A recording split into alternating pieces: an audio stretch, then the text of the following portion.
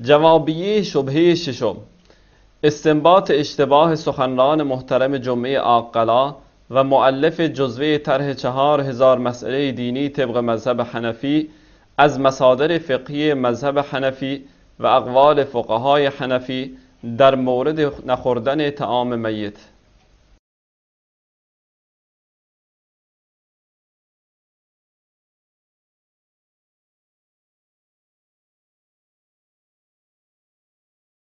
İndi gurrun ne ben gurrun bir sahibi cozva kümmetçi muhterem Müslüman doğanmız ve hatibi camiye akala şu iddialar var ki taam meyeti yemeklikte doğru, pişirmeklikte doğru hem rahat doğru.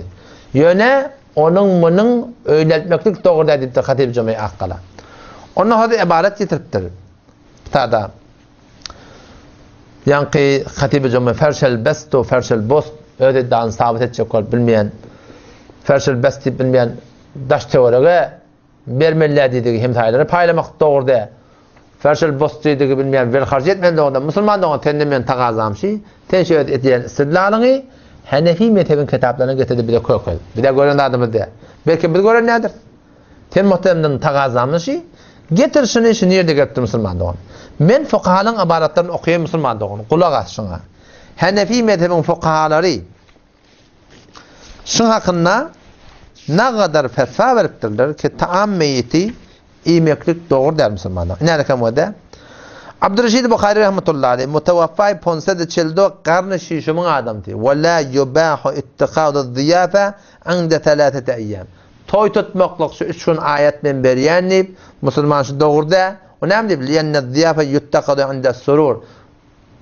Ziyafet diyenleri idirmek, istirmek hoşlukla tabalayanlar. Bu narahatiyetini gelip tutar homini bu Müslümançılıkta yoklar. Müslüman doğun bir Hanefi mezhebi kitaplarını ter.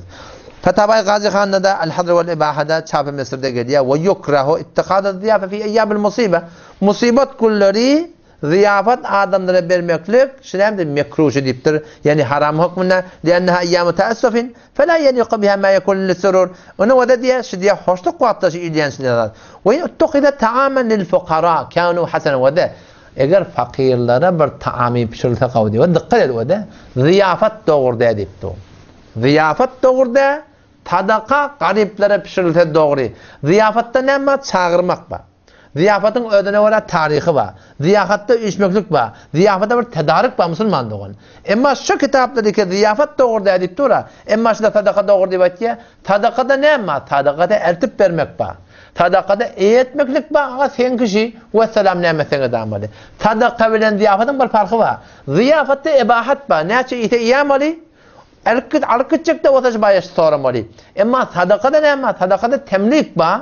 Varıp eltip veriyorsun nimeti damı. Mükemmel yerden çıktı nerede kamuda? Muhtasarul Vakaya Kitab-ı Zekatın avval başlığına geliyor. Ve şurite en niyete vaktel eda. Zekatın verecek oluyorsun bey. Üşürün verecek oluyorsun. Şimdi verecek vaktin niyet etmeli. Arkadaşlar üşürümden şey diyemeli. Berenden sonra işin üşürümden tutarına bu olmayan Müslüman doğun. Evvel azl ya malından kenarda olacaklasın. Kenarda olacak. Şunu var akım şunu niyet etmeli. Şimdi malımın üşüründen, şimdi malımın zekatından neyip. İlla yeteseddaka bil kol ha. Bir vakt bol yediptir.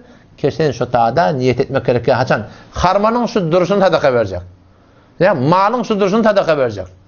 Şu duran malın zekatın şu duruşunu sadaka verecek olsan, eğer şu duruşunu sadaka verecek olsan, şunda ne diye? Şunda niyet etmek gerekiyor. O ne deyip? Şu duruşunu sadaka diyende hutbaka şunu sadaka etip veriyorsun, malı kaydandırıyorsun da. Temlik başında. Ama ziyafette ibahat var, şıkkının ardında Müslüman doğun, kem park başardı. O zaman şu taydın o da şey ibaret hayfıkı şuna edip doğu. Ziyafet tutmak doğru da. Müslüman doğun. Öyle sadaka vermeli diyen görün yok. Eltip vermeli sadakanı. İyi etmeli şunu. Malik etmeli şunu. Her nemesini doğru. Ama ötüp de üşüp çağırıp da ziyafet tutmaklık ölümde için toğap. Müslüman doğun. Şunda yarımı ya toğap yok.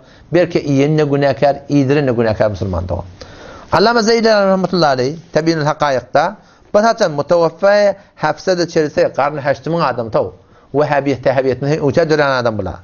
Ve la ba'sa lil culusi laha illa ta'ziye ila 3 eyyam. 3 gün ayet tutmaktan çireyim, oturmaktan ayıbı yok deyiptir. Ama min gayri irtikab mahzurin min ferşil best. Düşük hali hadise yazmayacak. 3 gün ayet tutuluyormuş da kadim zamanı şeylemiş de şu.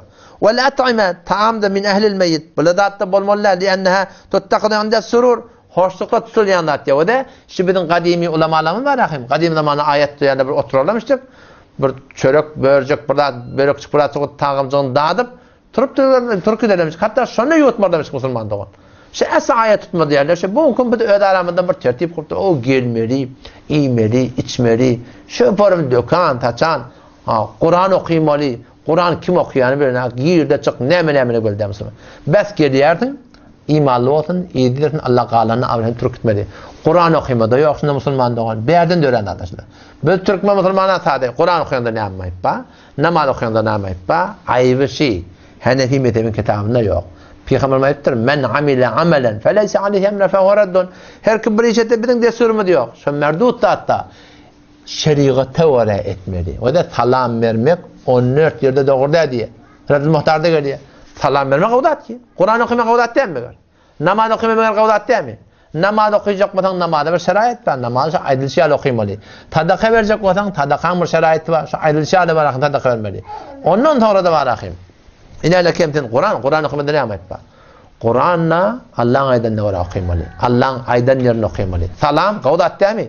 Ama salam Allah'ın aydan yerini vermeli. Deşvide salam verilmiyor. Bir gusül bu kadar verilmiyor. Bir Kur'an okuyup bu kadar verilmiyor. Bir zikret bu kadar verilmiyor. Bir namaz okuyup bu kadar verilmiyor. Ken muratlar var. Şurada salam vermek doğru değil Müslümanlar. Salam kavdat. Kur'an okuymadı kavdat. Sadaka vermedi kavdat. Namaz okuymadı kavdat.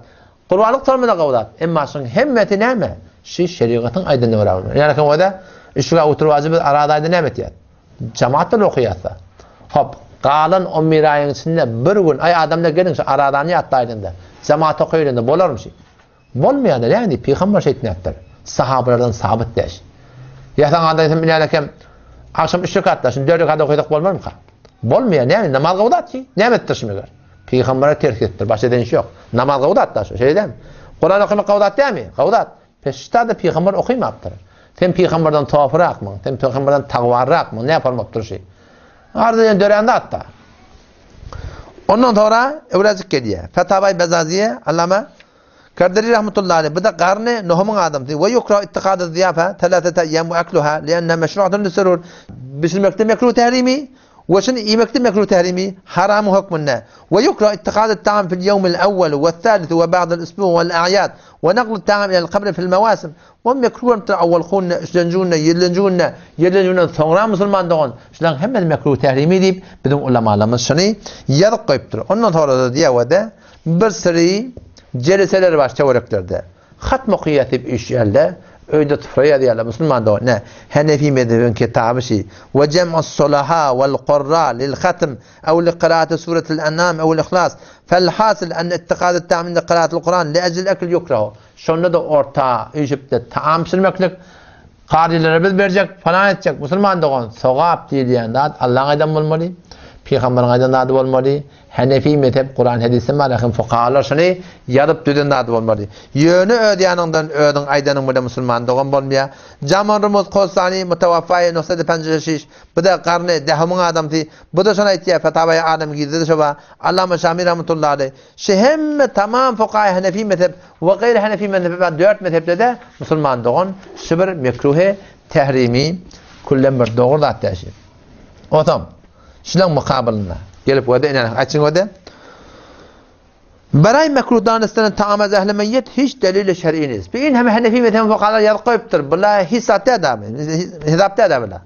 Banki sadaka dadında beray riya anjam miden o inki taamdadan beray ceş meşruiyet daradına beray aza. Azır delail şer'i bir peşizine mi yerzet? Bulardan hiç bir mıngma rahim aslen delile de qata hiç bir dağda şun erzişi yok diye ya. O da yani kem. Aytiyan kemin o da bitse. Hanefi mezhebi kitaplar ne mi diye? Bu ne mi diye? Ve anki sadakadan da beray riya anjam miden. Bir gelip diye ayta ağaşa ayı 47 yılı. Buna gödün çirmer yerle diye ayta diye. Ondan sonra Evracık'ta sefeye şasto çağrına itiye. Eskesani kemi guyan inkar beray riyas mi porsam. Aya kalbi anana şikafti. Ve didit ki anam beray riya inkar anjam miden. Naudu billah az çeşim besene gayb goftan. Yani bir adam gelip sada aytta ki baba şu ayı 47 yılı şu kun gözü çimmer diye aytta. Şu adam gözünüm gayb aytiye diye gayb. O da neme tohmet kime? Hanefi mezhebin ulemalarına. Yani Allame Şamil rahmetullahi aleyh. باب صلاة الجنائز getiripdir da. Ve Teala fi zalika fil miraz ve kâle ve hâzihil ef'al kullaha lissem'ati ve riyadati. Şu işlerin hem somat riyadan çirim. Göz için adamların için ediliye. Ped nauzu billah seni muhterem ahun gumbedi. Şu kefin bilen şey diptun ki Allame Şami ne diptu? İlmi gıyba dip ettiatiyen. Gödün döneyin.